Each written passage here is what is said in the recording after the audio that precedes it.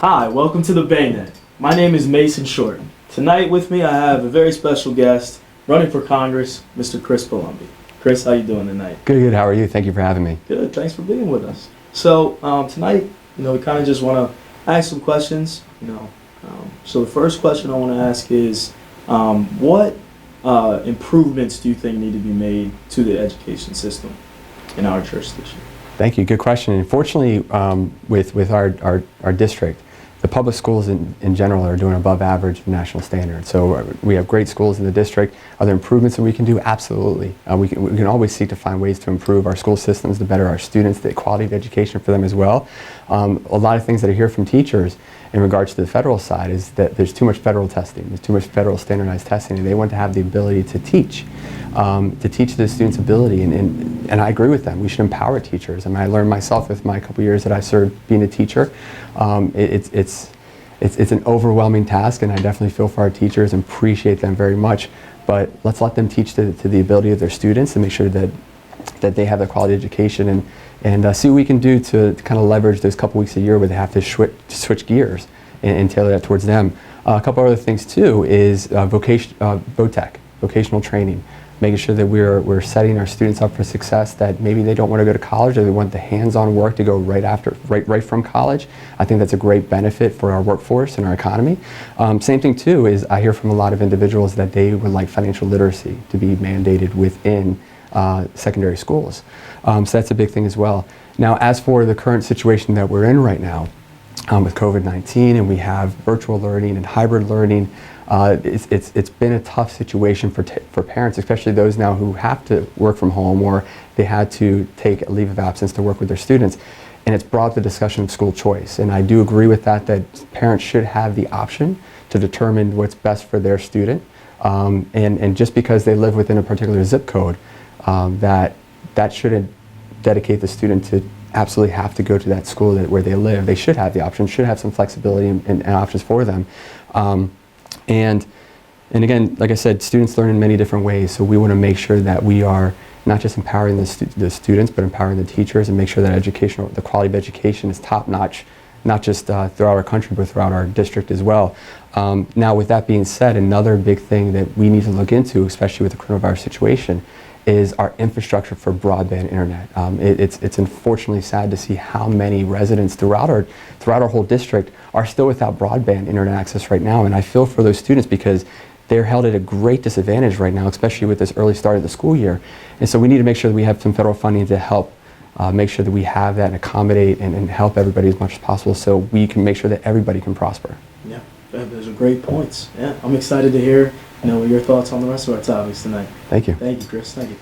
We have a very special guest with us today, U.S. Congressman Mr. Steny Hoyer. Mr. Hoyer, how are you doing today? Mason, good to be with you. Thank you very much. Good. Thank you for joining us. It's always good to visit Baynet. Yes, sir. Thank you. So first question I'd like to ask you today is in regards to education. Very important topic. What improvements do you believe you can make and need to be made in our education system today?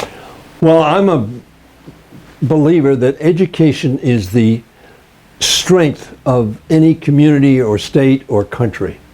Because educating the next generation, of course, predicts what you're going to be as a nation. So investing in education, I think, is the best education you make.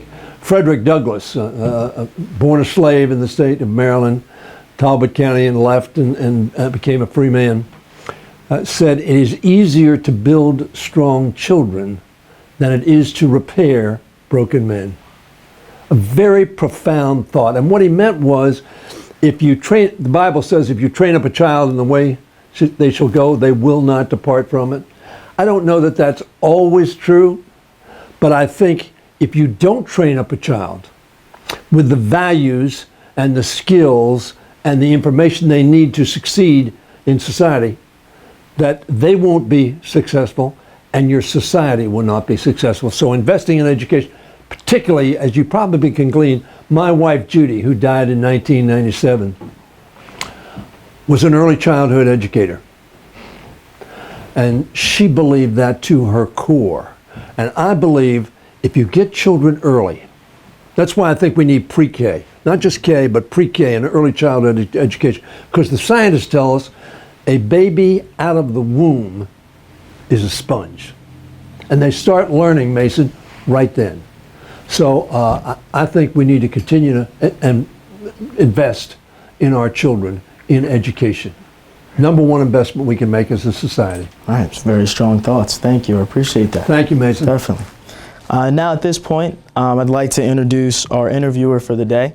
From the St. Mary's County Department of Economic Development, Ms. Wynn Briscoe. Thank you, Wynn.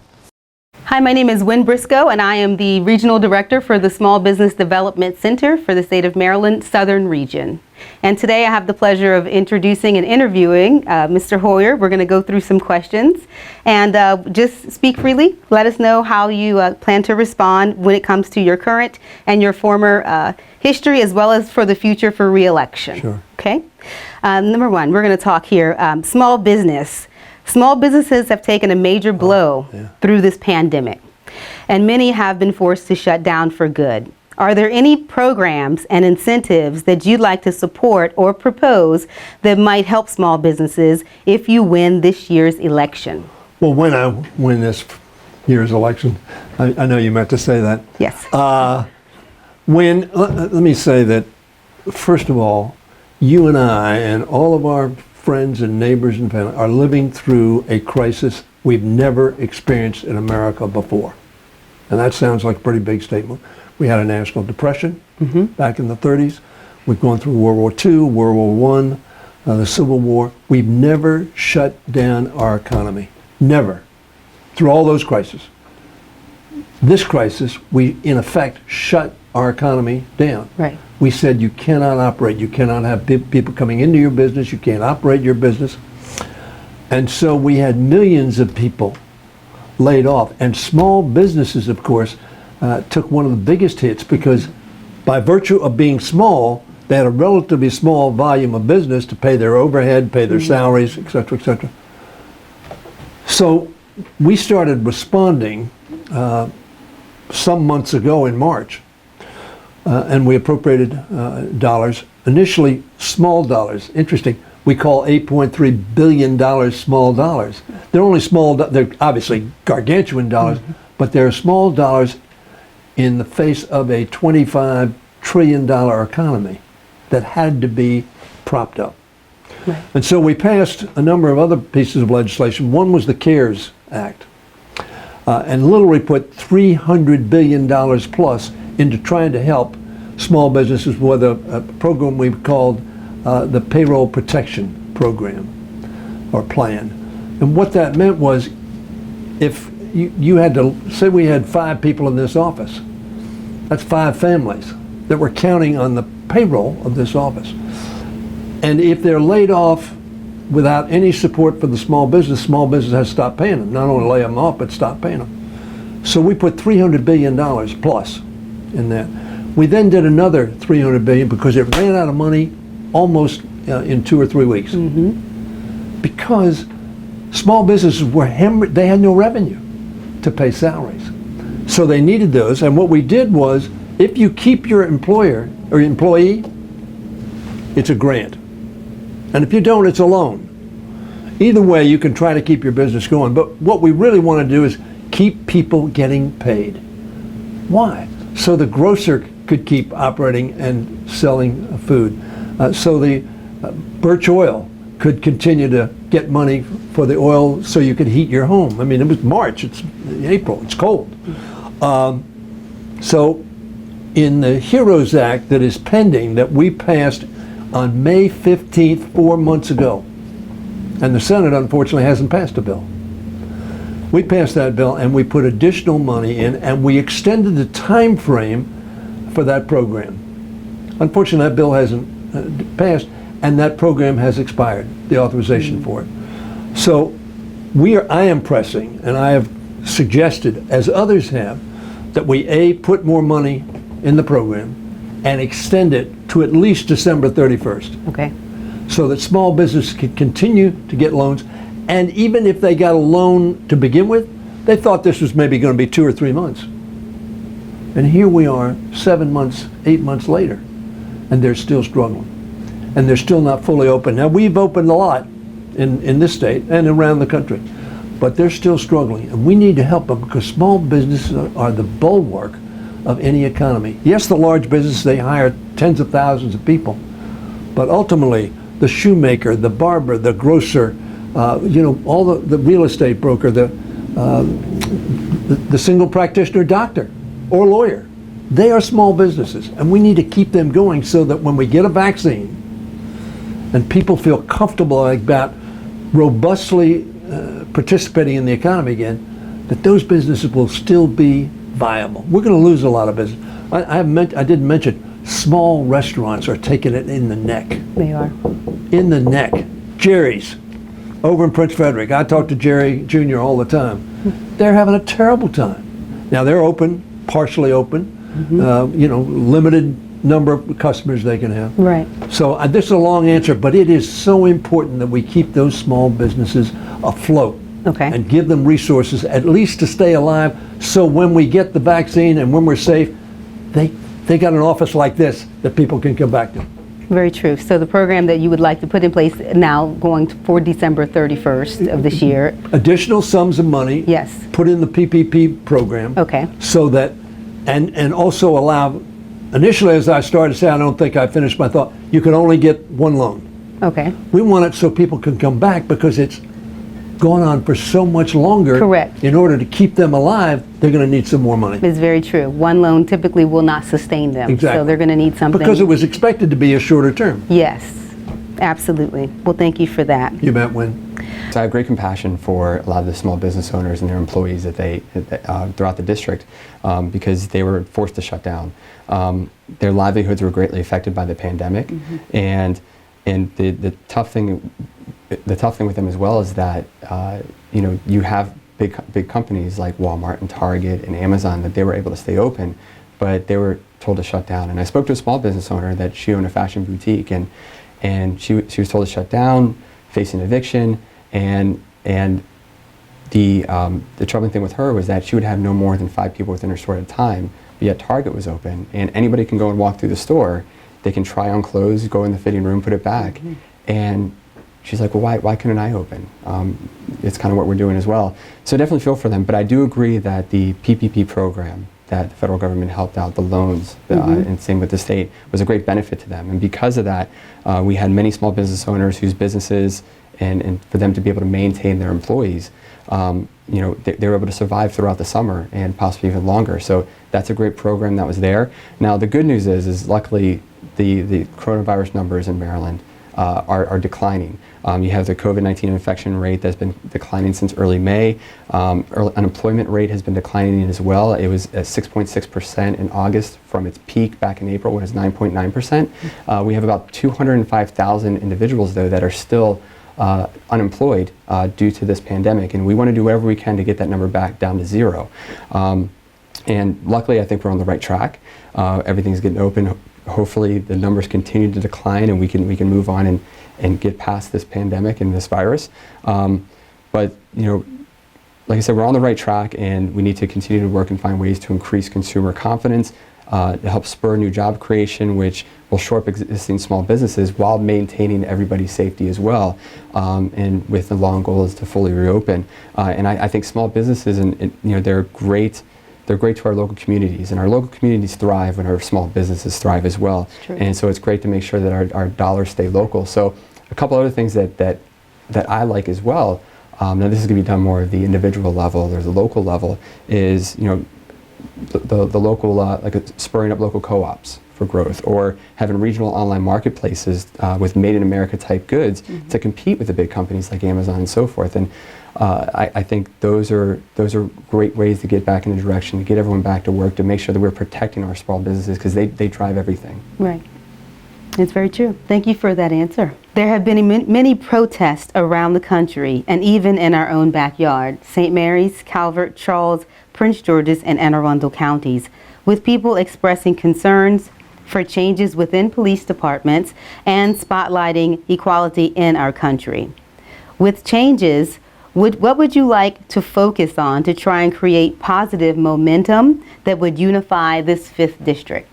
Absolutely, a great question, and it's definitely troubling times that we've experienced. I attended 2 of the local protests, one in Calvert and one in St. Mary's, and I heard the constituents' concerns, and that was an important time to listen to their ideas, listen to their voices, and understand different perspectives to ensure that we're creating equitable and safe policing within our district. And I spoke to a lot of our local law enforcement officers and sheriffs, and fortunately they've been very proactive with their policies and training with their law enforcement officers that they're staying on top of everything to making sure that they're being cognizant of the issues at hand as well. Are there injustices within our country? And absolutely they are, and we need to do everything we can to make sure that we fix those injustices where they're found. And I fully support everybody's ability to protest, regardless of if you agree or disagree with them. I very much respect everybody's individual rights, and like, as I said, if we agree or disagree on certain topics, I admire that people go and they find injustices where they see, and they go to the street and they protest peacefully. That's our inalienable right, and I fully support that, and I'll fight tooth and nail to make sure that we protect that for everybody.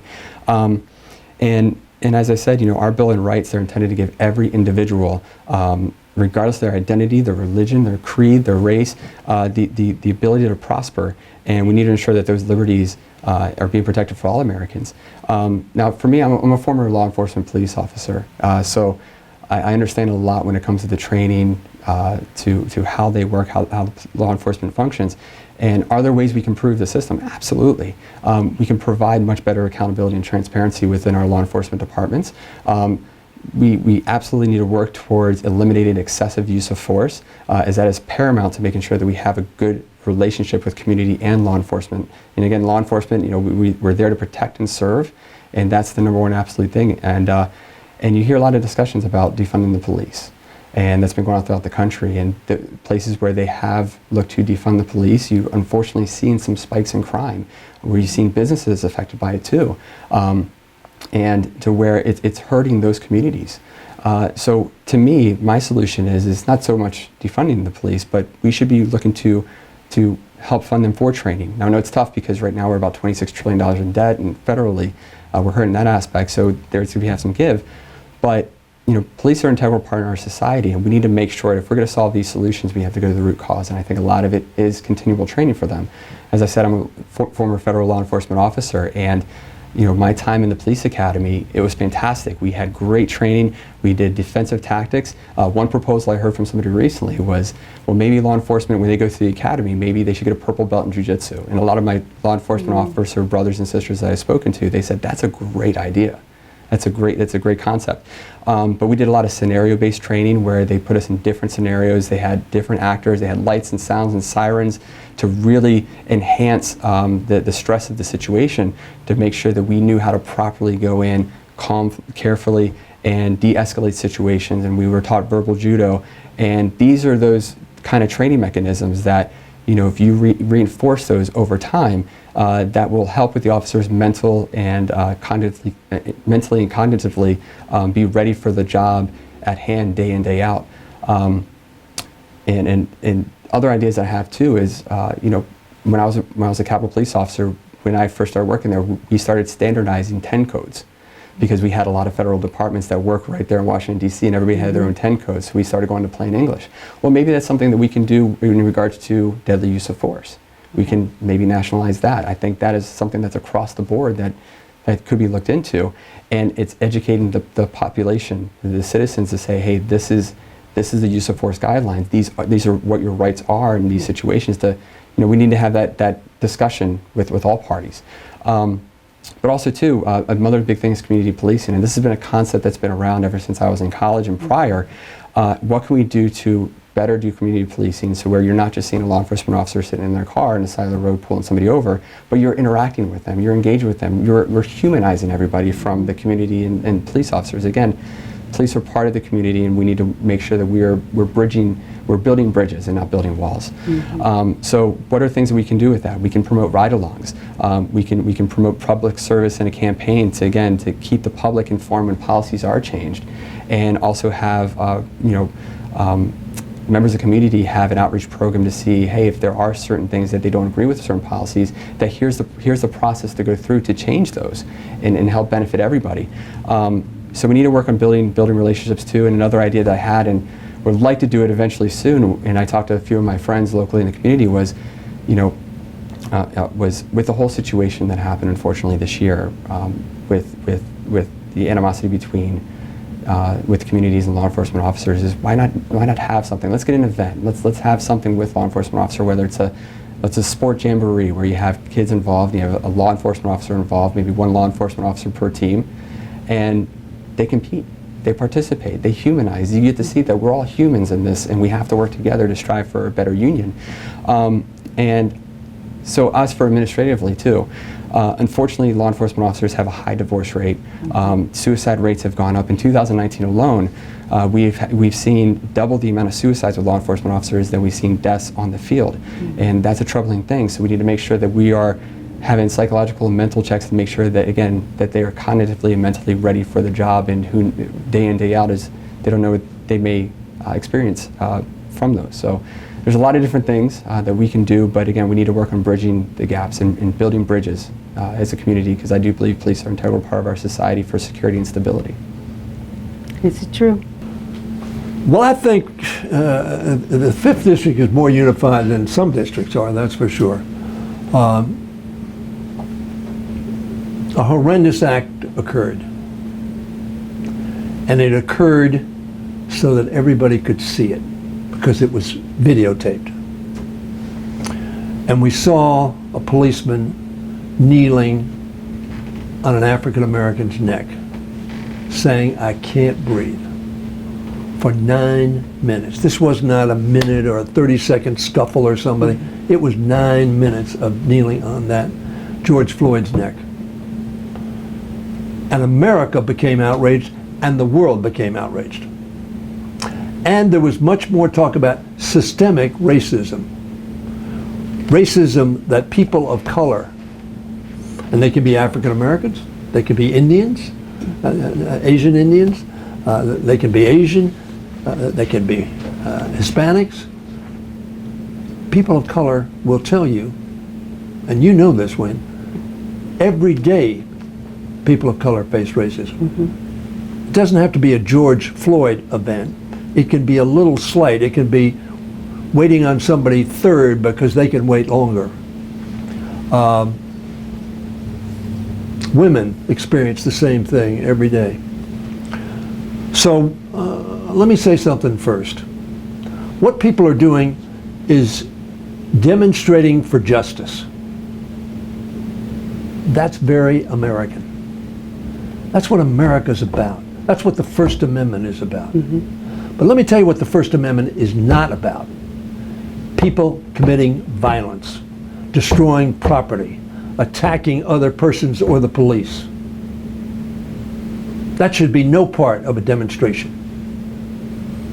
We just lost John Lewis, a very dear, close friend of mine. I walked across the Edmund Pettus Bridge from Selma to Montgomery. I didn't walk all the way with him. We walked across the bridge where he was beaten because he was walking across that bridge so African Americans in America could register to vote. And he was beaten. He did not respond with violence. He and King talked about all the time peaceful, nonviolent protests. If people are going to respond violently, if they're going to burn buildings, injure people, they need to be held accountable, as the policeman who kneeled on George Floyd's neck needs to be held accountable. So I think we need to make both messages. We have to make sure that people are treated consistently with the law and commensurate with what's happening. Obviously, if somebody comes at a policeman with a gun, the policeman has got to defend themselves.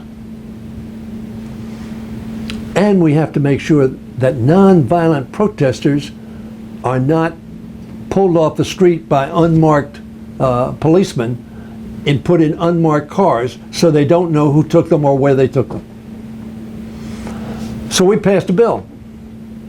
I got up to that point and then went to what we need to make sure. I want everybody that's watching this to know, we Democrats, and Joe Biden made a very powerful statement. We will not tolerate violence, and we will hold people accountable who commit violence, whether it's against buildings, people, roads, whatever. John Lewis spent time in jail. Martin Luther King spent time in jail because they broke the law. And they said, we're going to break the law and we will take the consequences. Because they were for law and order. They didn't like the laws that were in place that segregated one American from another American because of the color of their skin. They were right. We passed the Justice in Policing Act. And what the Justice Policing Act says, look, we're going to have, and I don't want to say another thing, it's defund the police. It's a crazy idea. You and I get somebody trying to break into our home, who do we call? We call the police, and we want the sheriff there at lickety-split. We want to fund the police properly. We want to fund the military properly. We want to make sure that we have police, however, that are accountable if they do wrong, because we give them a lot of power. We give them a gun, we give them a badge, we give them a lot of power. And like me, I have a lot of power. I ought to be held accountable for misusing that power, as should the President of the United States and every policeman. We said, look, this no-knock, Breonna Taylor, no-knock, barged into the apartment. The guy she was with thought it was somebody breaking in. He had a gun. I don't know anything about that. And so they started shooting. And Breonna Taylor was killed. She hadn't done anything wrong. She was in her apartment. And guess what? They were in the wrong apartment. Correct. In the wrong apartment. So we said, you gotta have this no-knock, you know, unless you think there is a crime being committed at that point of time. In this case, they thought there were drugs in it. No chokeholds. No, Eric Garner on the streets of New York was selling cigarettes, untaxed. What a grievous crime that is.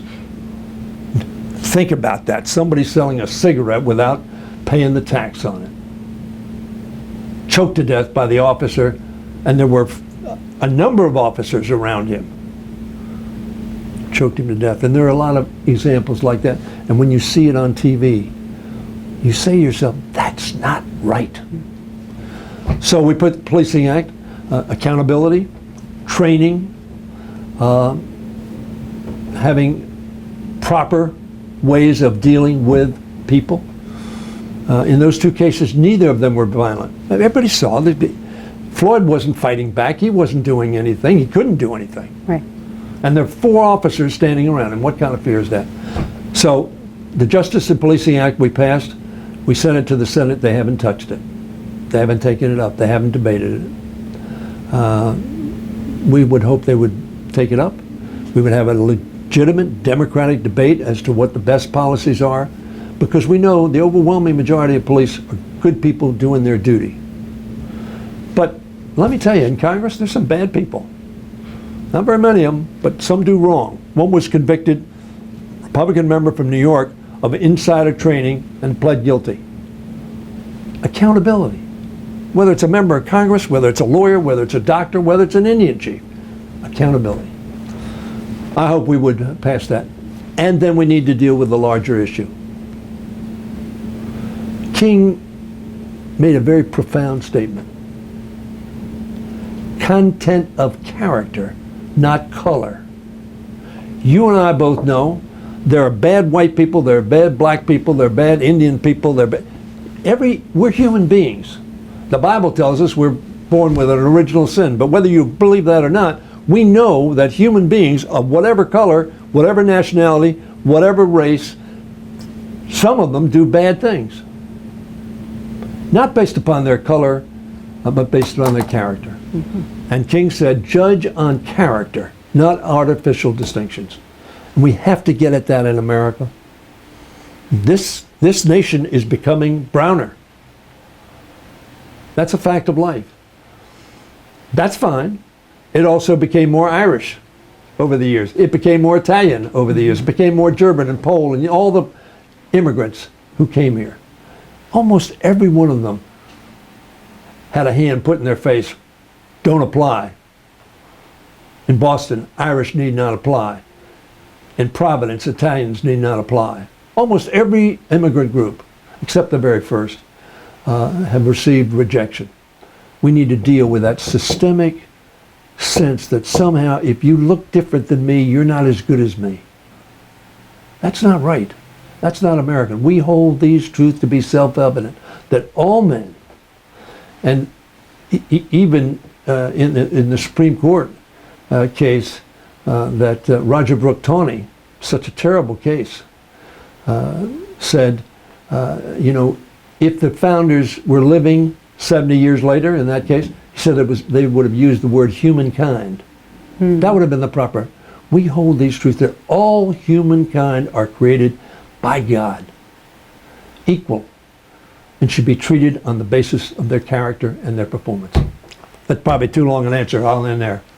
The 5th District, I think, the 5th District is got a very large population of people of color, whether they're African Americans, whether they're Hispanics, so Indians. We were talking about Dr. Vinny Shaw, my next door neighbor and one of my best friends. He is a wonderful human being, and his family. Ela, his wife, Amish, his son, Arpna, his daughter, and Mina, his daughter-in-law. But the point being, we need to accept one another based upon how we act. And if we treat you well, you will treat me well. That's the way we human beings are. And I think in the 5th District and in Maryland and in the country, Maryland was a slaveholding state. This county in which I live, St. Mary's County, was a slaveholding state, slaveholding county. Solidly, we have Mike Whitson has helped preserve a wonderful part of our history, but also a terrible part of our history. And it's good to know your history so you don't repeat the awful mistakes. And the awful mistakes we had when in 1619 we brought the first African Americans from Africa here and put them in chains. And we are still living with the wrongfulness of that action. But obviously it was a very important aspect in terms of the economy of the South in particular, with cotton and tobacco.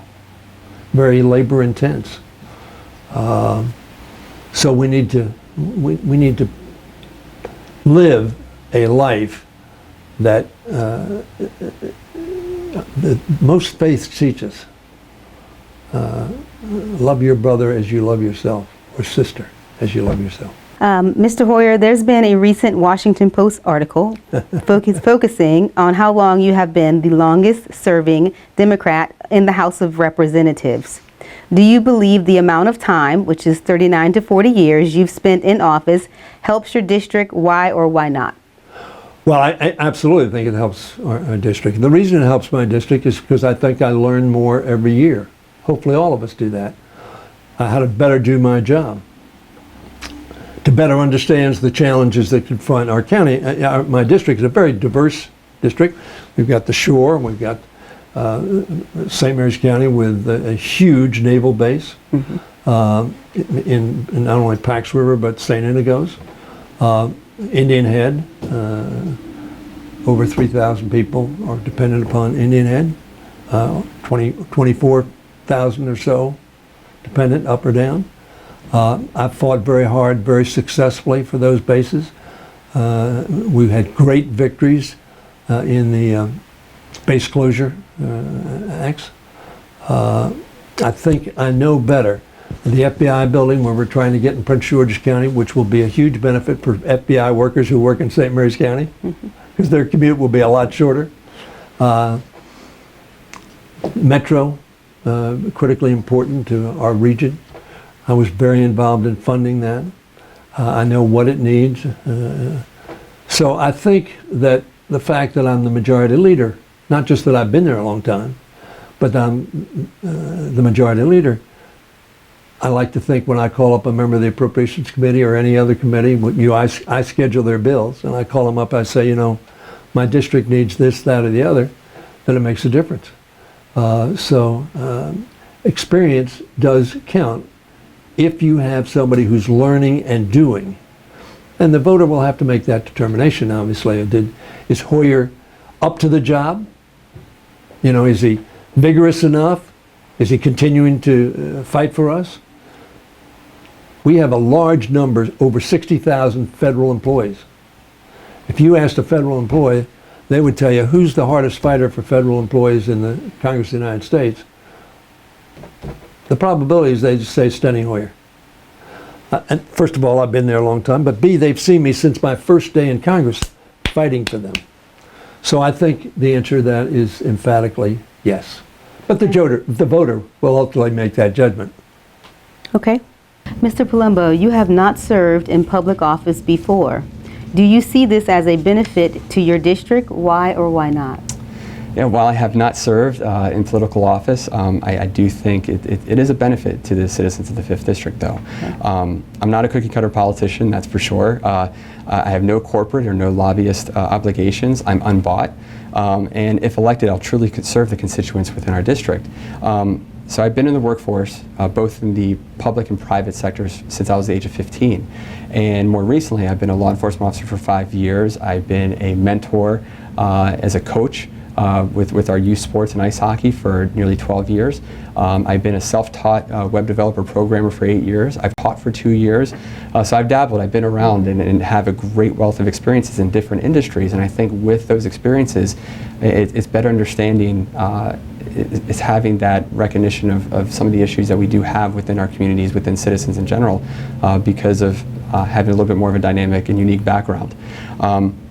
And right now we have many career politicians that have spent their whole working life in the Washington, D.C. bubble, and they haven't had that perspective of being amongst their constituents and serving them for a long time.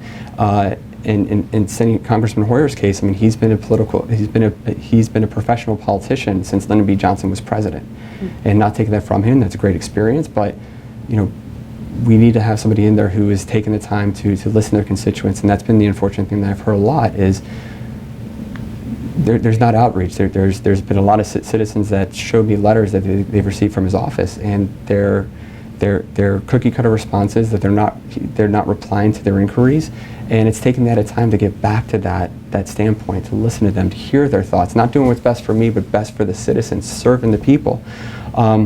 And that's the unfortunate thing too. Congressional approval rating has been extremely low, and it's unfortunately no wonder. I mean, we have such divide and such congressional divisiveness that's going on right now. Nothing's getting done, and we're seeing it recently too. I mean, Congress they just came back from an extended recess to allow their members to go back and have additional time for campaigning. Mm-hmm. But meanwhile, we have a lot of citizens that need help right now.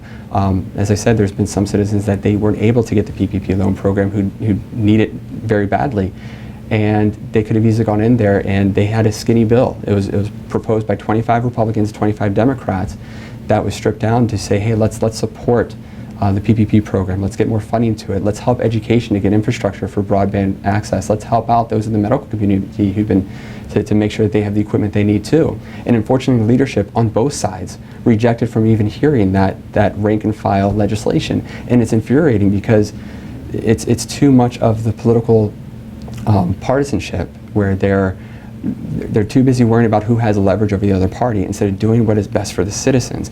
And again, as I said, you know, while I don't have political experience, I haven't ran for office before, but I do think it's a time to get some fresh, invigorating representation in there, and one that wants to work for the people and do what's right for them. Well said. Thank you. Thank you. This pandemic was something that was not adequately planned for. There was no rule book on how to handle all the concerns in 2020. But most of the public would agree that we will get through this. So what do you see as the first steps that need to be taken in a post-COVID world to get back to what was considered a new normal? Do you see any changes that might become permanent fixtures of our life in the future? Let me see if I can remember all those points you made. But let me start out with, I don't accept your premise. Okay. And your premise was there was no rule book. There was a rule book, and they threw it away, the Trump administration. The Obama administration had a rule book. They gave it to the Trump administration. They had an office in the White House set up to deal with pandemics. They eliminated it. So, you know, I want to work with my Republican colleagues, but I don't want to buy their argument that there was no rule book. This is not like this. We had Ebola. Ebola is a more deadly disease than coronavirus, and we've lost almost 200,000 people. By probably a couple of weeks from now, or maybe even sooner, we'll hit 200,000. Tragic deaths in America. 50 times what we lost. 60 times what we lost on 9/11. So there was a rule book and they threw it away. And unfortunately, we now see in the Woodward book and the Woodward tapes, the president said at the end of January, this is a very dangerous disease. But what did he tell the American people? This is a hoax. You know, I mean, everybody knows that. And if I tell you that's a hoax, you don't worry about it. You think it's a hoax, so, you know, it's just somebody telling me something. It was not a hoax. And those 200,000 lost lives and those millions of people who got sick, they know it wasn't a hoax. On Ebola, 1 death or 2, less than 5 deaths. I think it was 1 or 2 deaths in the United States. Why? Because the Obama administration immediately deployed to Africa a containment team that helped contain it so it did not come to the United States of America. President Trump, for whatever reasons, he says, I didn't want to scare people. I agree with that. You don't want to create panic. But what he should have immediately done is put in place the wash your hands, keep your distance, as you and I we're 8 feet apart here. You know, make sure that you wear your mask. We're not wearing the mask, but we're keeping our distance. Right. But when I came in here, I had a mask on and you had a mask on, and we said hello, because we were close. I don't really know, and I don't think anybody will ever know, but for essentially 3 to 4 weeks, we pretended that this was not as virulent, as dangerous as it turned out to be. I think we're going to make some significant changes. First of all, I think we need to be making critical health items, whether it's PPE, you know, the masks and gloves and things of that nature, or medicines, or other things that we need, ventilators. We need to make them in America. I've had an agenda for over 10 years, make it in America. That's the next question. We'll get to that. I think that's going to change how we do things. I think you're going to see a lot of legislation. We're putting some bills on the floor next week that deal with making strategic items here in America so we're not dependent upon China or somebody in Europe or somebody someplace else. Because America, we can make anything we want to make. We have the skills and the talent of workforce. We can make it in America. And that's what we need to do. You asked me also what changes. Yes. What changes do you see that might be permanent fixtures for the future? I don't know about you. I'd used maybe Zoom 5 or 6 times before March. I use Zoom every day now. Every day. And what I found, it's not like being in the room here. No. You know, that's the best, right? But if I talk to you on Zoom as opposed to talking to you on the telephone, it's a much better conversation. I see you smile, I see you frown, yes, you agree. No, I don't. You know, you see one another, you feel like I tell people, we may not be in the same room, but we're in the same box. Right. So I think that's going to change. I think people are going to do that more and more because, you know, it's so efficient. I don't have to buy an airplane ticket to go to Wisconsin, just to pick a state out of the blue, or California or Florida. I just get on the Zoom and I'm there. Right. So I think that's going to change the way we do business. Probably going to change the way you do reporting. And frankly, it's changing the way you do reporting now because you look at these national shows, a lot of people in their living rooms. Right. Or in their kitchen or wherever they are. And they're talking to that camera. And you feel like they're talking to you because they are. And I think that was true in some instances, but now it is ubiquitous. And the Saturday Night Live or something like that, or the shows that 11:30 come on at night on 4 and 7 and 9. They're all in their Letterman. Everyone's no at home. longer opera. They're in there. And I think that's going to change the way we do business because it's so efficient.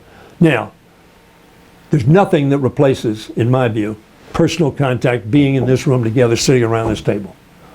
But if you can't do that, either because you're too far away or because you have an illness yourself and you don't want to infect anybody, a cold, a fever, or whatever, you can be there on the Zoom. So I think that will change. Now, what do we need? One of the things we need is what we're doing right now, and hopefully we're going to do in the next couple of weeks. Make sure those businesses are still alive. And then when we get back to normal, and normal is going to be post-vaccine or post a very effective therapeutic that people have confidence if they get sick, they'll get well. Those two things. When we get there, then I think business is going to operate again. But we need to keep those businesses viable until that happens. And the sooner it happens, the better. Just like the sooner we get kids back to school, the better. But you know, every one of the counties that I represent, by vote of the elected school boards, not Congress, by vote of the local school board, said we want to be virtual because we want to make sure our kids are safe. And we want to make sure our kids don't go to school with heavens knows what the other kids have been doing, come home and make their parents or their grandparents sick. Or their siblings, young siblings. So I think, in answer to your question, we got to defeat the virus. We got to keep businesses going until that time. Maybe not everyone, but as many as we can. And then make sure, from a tax standpoint, regulatory standpoint, that they can get back to business and doing business and revitalizing our economy. You know, it's an unfortunate situation that we all had to go through this year, and unfortunately we had a lot of people who suffered through it. But it's going to be a learning experience, and I think we're going to come out of the other side stronger, much more aware in how to handle and tackle these situations in the future. And luckily the medical professionals, they're doing a fantastic job of how to treat the disease. And as infections and hospitalizations and the death rates continue to trend downwards, consumer confidence will continue to grow, businesses will start to open back up, and I do believe that we'll come back to normalcy. Now again, you know, we're in this whole situation, and I've seen it through social media, through friends and family. A lot of citizens have been taking it upon themselves to do the little things better. Like, how can they boost their immune systems? How can they better take care of themselves, their family, their friends, helping each other out, and they're paying attention to their own personal health, which those benefits will ultimately help with the health industry later on. It'll help the health security of our country, and it'll help in general. But I do think that there are going to be some changes that have been implemented that are going to take a little more of a permanent change, and that is, you know, we've seen a lot with a lot of companies and businesses that started transitioning and allowing for teleworking and telehealth. I do see those you know, maintaining and working through the future, and with that too, you're going to see you know, possibly a little bit less with transportation from that too. More people will be able to work from home. They may be able to live in different areas and afford and have moved to different areas with more affordable housing to accommodate for those too. And so I do see that that being one of the more long-term things that I do see being a little more permanent in the workforce. But again, with more teleworking, it's going to be the need for secure the infrastructure within our country with our internet broadband access for everybody. So we need to make sure that we are doing our best to make sure that we're not letting anybody lag behind in that aspect, that we're allowing people to prosper based on that. And again, with us in our district here in the 5th District, we have a lot of military bases, we have a lot of government contractors, so making sure that infrastructure, that it is maintained, that the data is secure. So we have to do a lot of work in that regards too, to making sure that those who may be working from home, who are government contractors, who may be working in the military, that we're protecting that data at all costs too. Thank you. Thank you. What improvements would you like to see with manufacturing, especially in regards to the supply chain impact that was due to the pandemic and our dependence on offshore suppliers? Thank you. Great question. And for many years, I think Americans, we've relied a little too much when it comes to foreign supply and manufacturing and essential products. And we've seen this too when it comes to the majority of medications that is consumed in the United States comes from foreign countries. So that's been one of those things that's been exposed through this COVID-19 pandemic. So I would like to try to see a couple of things happen. One is making sure the federal government makes sure that we are more well prepared for PPE equipment, and to make sure that our health security is stable for anything else that may come at us in the future, hopefully not. And so we can minimize those effects. And also too, the United Nations, I read a report that they had that they stated that more people will die from starvation from this than they would from COVID-19 itself. And that's due to the economy, that's due to funding shortfalls, and that's also due to, as you said, its supply chains being broken. So how can we combat that? How can we combat that and bring jobs back over here? Because we need to make sure that American manufacturing jobs come roaring back to our country. Because again, the supply chain was exposed during this pandemic. So we need to ensure that Americans have the training needed for these manufacturing jobs to come back, making sure that we have VOTEC and on-the-job training. And it would be great as well to have some kind of tax credit for businesses who are willing to have on-site training, to making sure that employees have the time off to get the training, whether it's on-site or on the web, to where, especially in regards to the medical and technological fields, that we're able to have that provided for them. Same thing too for many individuals, the best way for them to learn is that hands-on experience. But skilled manufacturing growth within America, that's going to help also restore America's middle class, which is greatly needed. And it's going to, with enhancing with our middle class and growing that, it's going to enhance safety, it's going to enhance quality, it's going to enhance the effectiveness of our products within our country, and that's going to help the American manufacturing businesses from intellectual property theft and proprietary manufacturing. It's going to make sure that that's more secure with our country too. So, but most importantly, what it's going to do is prevent the magnitude of shortages that we have seen from this crisis. And also on the local level, we need to make sure, again, I keep going back to infrastructure, that we have the sufficient infrastructure needed to support this, to support the jobs coming back, to support the training for them. And I think we need to have a focus on making sure that we have the capacity, which means suppliers, not just the end manufacturer, Correct. but the various different suppliers. The automobile manufacturer has about 250,000 workers. They've got about, I don't know what it's in the millions of their suppliers. And we've got to make sure, and there's some things we're not going to have in America. There's some things that we won't do in America. But every strategic item that we anticipate needing, we need to have the capacity in America either to produce it or be able to convert an existing asset in the country with the resources in the country to produce an item that is strategic. Every item's not strategic. With all due respect to this desk maker, that's probably not a strategic material. But the medicines you have Yes. that keep people alive, we need to be able to manufacture those in America. Even a friendly ally, and of course we were relying on China, that is not a friendly ally, that is a heavy competitor of ours, and in many respects a malevolent competitor, not a benign competitor. We need to make sure that we have the capacity that puts us in a place where we are not relying even on a friendly ally, because let's say they're attacked. Let's say Israel, for sake of argument, is bombed, God forbid. And they're producing a material that is strategic, that we absolutely have to have. We need to have that capacity, and America can have that capacity. Even if we buy supply, you talk about supply chain, even if we buy supply chains to come here to store in America. Let me tell you one thing I want to see of critical drugs, ventilators and things like that. I want to have, they talked about national stockpile. I want to have a stockpile that can meet significant needs for significant periods of time. And here's the way I envision it. Last in, first out. What do I mean by that? I want to have not a stockpile that is stagnant, Okay. because then it becomes old and maybe out of date.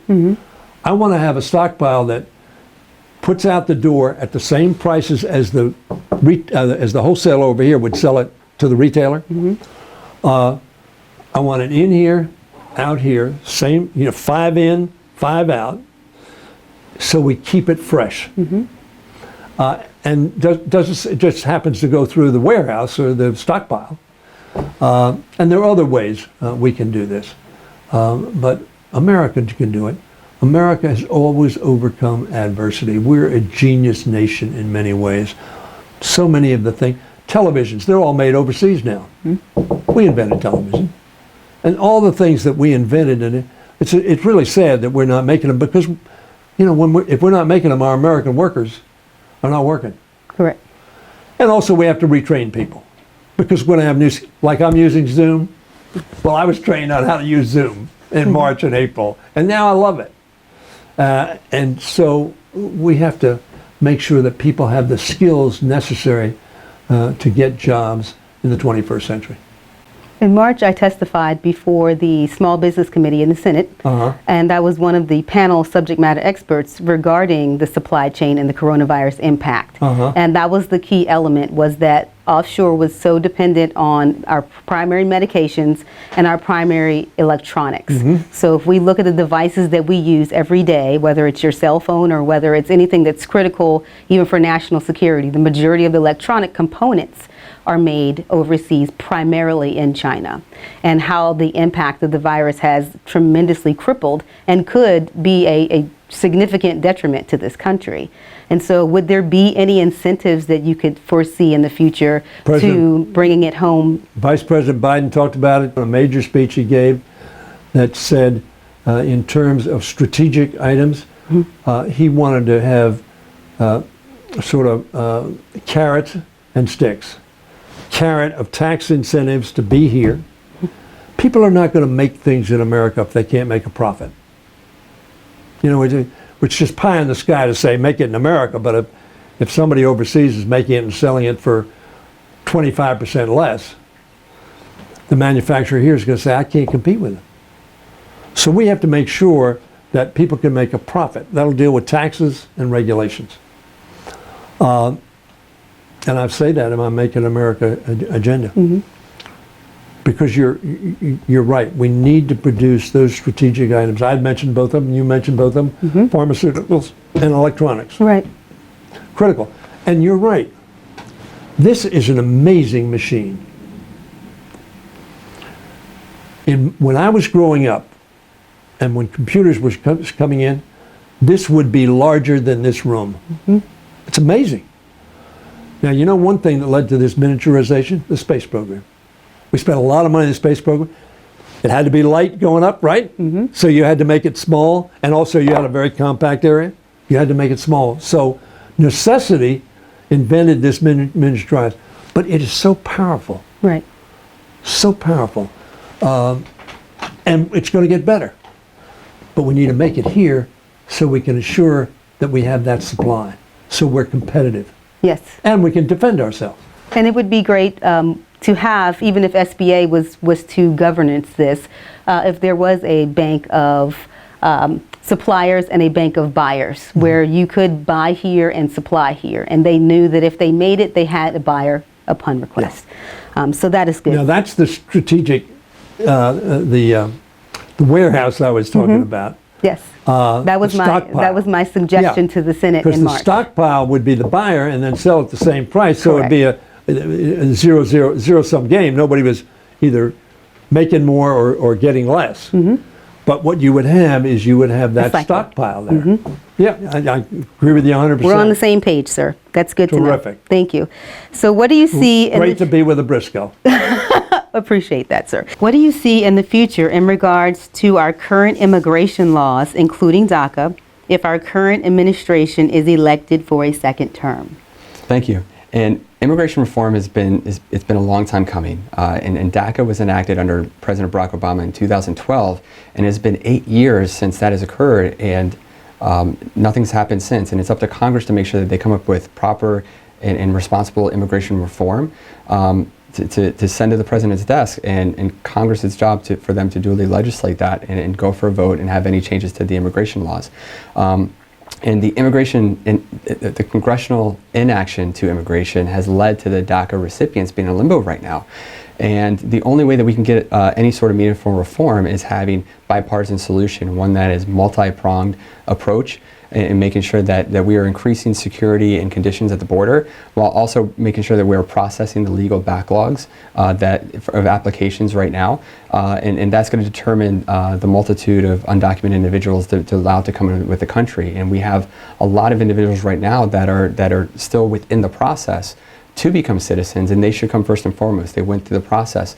But I think it's admirable that we have so many people that still want to come to our country to seek a better life, to still seek that American dream, even though every 4 years we have individuals who say that they're going to leave the country if their person doesn't win or not, but they stay because our country, it's that American dream that we provide for everybody. But again, right now there's over 11 million undocumented individuals within the United States, estimated. And they technically cannot legally work. However, a lot of them do find ways to make money. And it's estimated that we have about 8 million who do. So they often take low wages in agriculture, domestic service, construction, and those who have children born in the United States that are here, they're eligible for taxpayer-funded assistance programs such as SNAP and WIC and other programs. So especially in the case of DACA recipients, many of them have no ties to the country from where they came from anymore. So, and I do think we have a moral, ethical, and economic problem that we need to have solutions for. But again, it's a multi-pronged approach. We need to make sure that we are treating those who are already in the process to be citizens of the United States. We need to work with them first and look at ways with the immigration reform to help with the legal, the backlogs that we have for those applications. Thank you. So what do you see in the future in regards to our current immigration laws, including DACA, if our current administration is elected for a second term? Disaster. Okay. Everybody will tell you America needs immigrants. Why? We're producing at 1.7. What is that? What do you mean we're producing 1.7? What does that mean? Less than two people are producing less than 2 children. What does that mean? Your population shrinks. We need workers in America. We need immigration. Do we need to be safe on immigration? We do.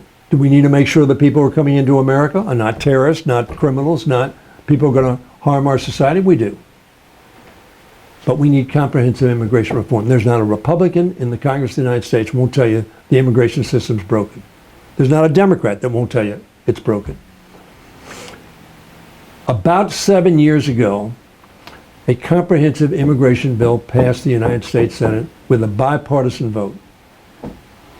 Came to the House. We pleaded, put it on the, let's vote on it. The Republicans were in charge, they wouldn't put it on the. This president has demonized immigrants. He's generalized on immigrants. He's libeled immigrants, particularly from Central America. 85% of the American people thinks the DACA kids who came here as infants, or 7 years old, 8 years old, who have lived here all their life, gone to school here, graduated from high school here, going to college here, maybe a nurse at St. Mary's Hospital, or in Charles County, or Calvert Memorial. 85% of Americans say, "What? We don't want to kick those people out. They're important. All they know is America. They may have come from Venezuela. They may have come from Costa Rica. They may have come from, Africa or someplace. But at such a young age, that's not what they know. They know America. They speak English. You talk to a DACA kid, they speak English as well as I do, as well as all of us in this room do. 85% of Americans say, we want to keep them here. Now, if they committed a crime, you lost your privilege. So they have to obey the law, they have to have a job, they have to be going to school. Maybe they served in the military. So many served in the military. The president said he was going to fix it. I sat next to him. He was closer than that desk to me, right next to me. We didn't have to wear masks at that point in time. So our elbows were touching. I was sitting next to him. And I said, Mr. President, we need to solve this DACA issue. There are about 2 million. 800,000 of them got DACA, but there are another 1.2 or so million who did not trust the government to get their name. Now they're saying, see, I told you so. We didn't keep that promise. Now, Trump didn't make the promise, Obama made the promise, but it was a promise that America made to these kids. You come forward, you put your name on the line, and you show us what you're doing. You'll be okay. Trump broke that promise. Now, the court said you can't do it. So it hasn't been broken because of the courts. But he sat there and he looked at me and said, look, you send down a DACA bill and I will sign it. And we couldn't get it passed in the House and the Senate. So it never got to him. We need comprehensive immigration reform. Everybody will say that. But we have a person in the White House, Steve Miller, who doesn't think immigration should be part of America's policy. I think that's a mistake. It's economically a mistake, and it's a mistake from a human rights standpoint. Ronald Reagan, when he left office, he said, we need immigrants. Immigrants come to America and they energize America. So we need comprehensive immigration reform, and we'll pursue that.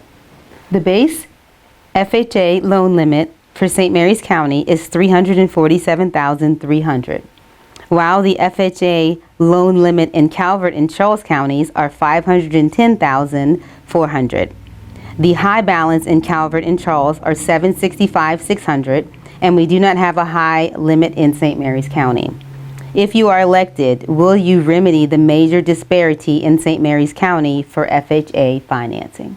Yes, absolutely. And St. Mary's County is in the same region as Calvert and Charles, and they have comparable income levels as well.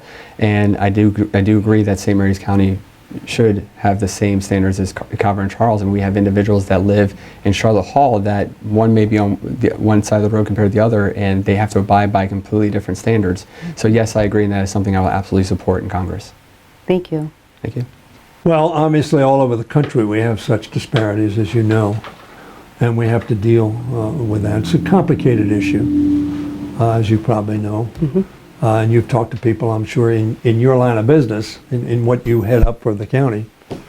So I know Maxine Waters is looking, the chair of the Financial Services Committee, which has jurisdiction over FHA, is looking at that to see how they can make it fair across the country. And then we have to look at locally. Mm-hmm. We've had this issue on hotel rates. Right. As you probably know, Tom Waring has talked to me about this. What our daily rates compensable from the federal government are, you know. And we in many ways are like a suburban county. In many ways we're a rural county, but in many ways we're, you know, a suburban county. And so in terms of costs and things of that nature. But we're looked at by some as a rural county and therefore get a lesser rate.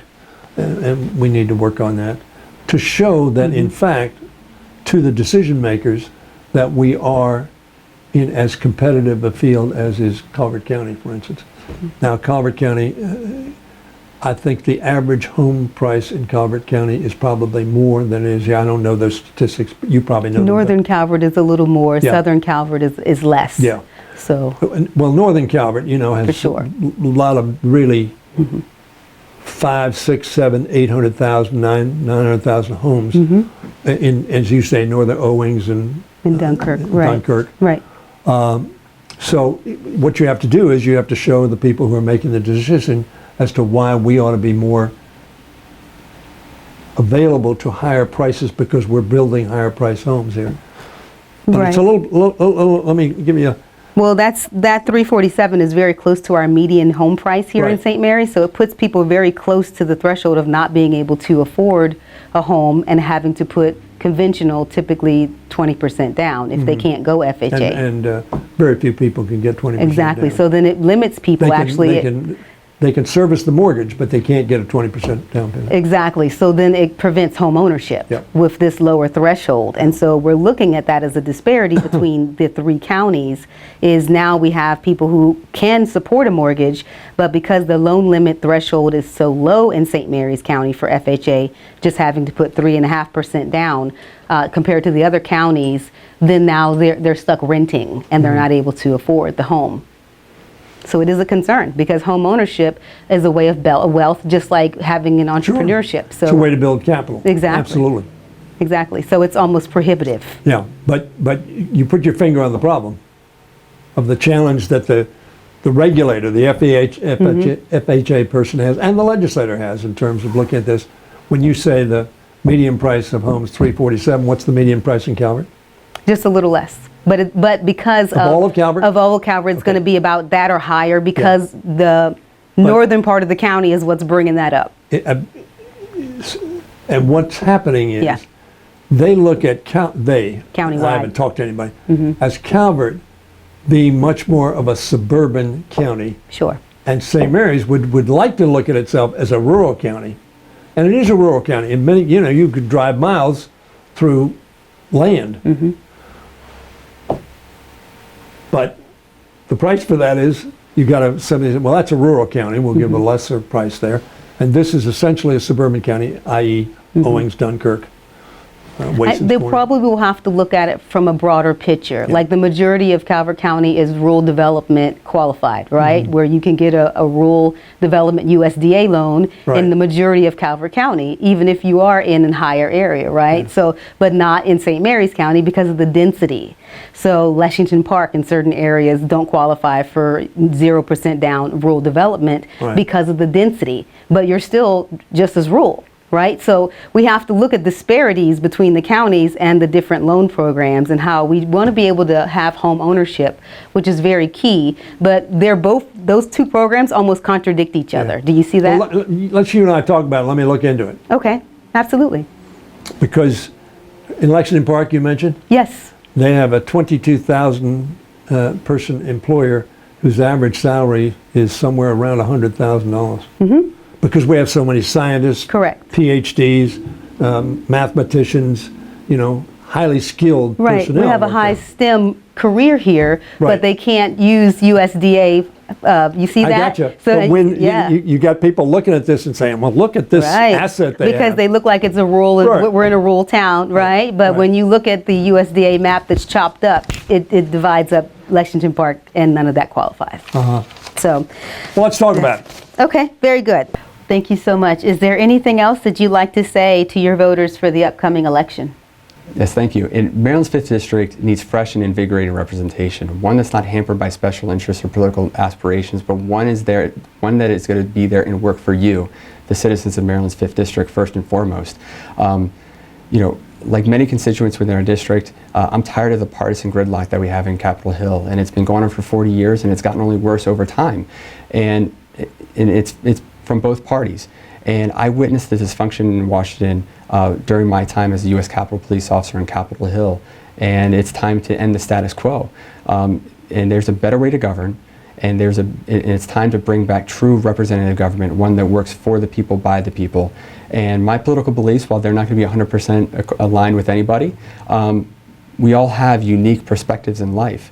And it takes those kind of conversations and open dialogue to elevate each other and springboard ideas to have meaningful reform to some of the issues that we have within our country. And it isn't so much a left versus right issue anymore. Most of us have the same goal in mind. It's having our freedom, our rights, our liberties, our ability to have a safe and secure home for our families, and the ability for everyone to equally have opportunities to prosper. And those are worth fighting for. And to get those, we have to continue to open dialogue and take collaboration to move forward. Feel free to reach out on my website, chrispalombi.com. Everything that goes to the website goes directly to me. I enjoy having conversations, and I enjoy having discussion. I want to hear from you. I want to learn what issues are important to you and find ways that we can solve those in Congress and fix these issues. And if elected, I'll work tirelessly for free market principles, to embrace entrepreneurship, to make sure that every American, regardless of their race, religion, creed, background, has that shot at that American dream. I'll be an advocate for your constitutional rights to ensure that every individual has the equal rights and liberties. I'll strive to create a culture of transparency and accountability, and I'll work to rein in out-of-control spending and work to reduce the national deficit by being efficient with your taxpayer dollars. And it would be an honor to serve you in Congress. And I appreciate the time, and God bless America, and thank you. Thank you. Thank you. So at the end, we're coming to the end of our interview. Is there anything else that you'd like to add for your voters for this upcoming election? Look, I simply want to say that I have lived in St. Mary's County and in Southern Maryland all of my life. If you count, Prince George's County used to be counted as Southern Maryland. I grew up in Prince George's County, went to Suitland High School, University of Maryland, and Georgetown Law School. And in 1992, we had redistricting. So I have represented St. Mary's, Charles, and Calvert County since 1993, January of 1993. I love living here. I love being your congressman. And if you decide that I have done a good job as your member of Congress, if you decide that I work hard for you, and that I represent the values that I think America holds dear, then I would certainly very much appreciate your vote. I love this job. I get to deal with wonderful, wonderful people in this district. And I get to have a sense of accomplishment every day. Even if we help one person that day, I feel a sense of accomplishment. And my district office is so important because people have Social Security, veterans, disability benefits. They need, one of our farmers needs some help from the ag department, or one of our military families needs help with the Pentagon. This is a tough job in many ways, but it's also a wonderful job. And if you think I've done it well,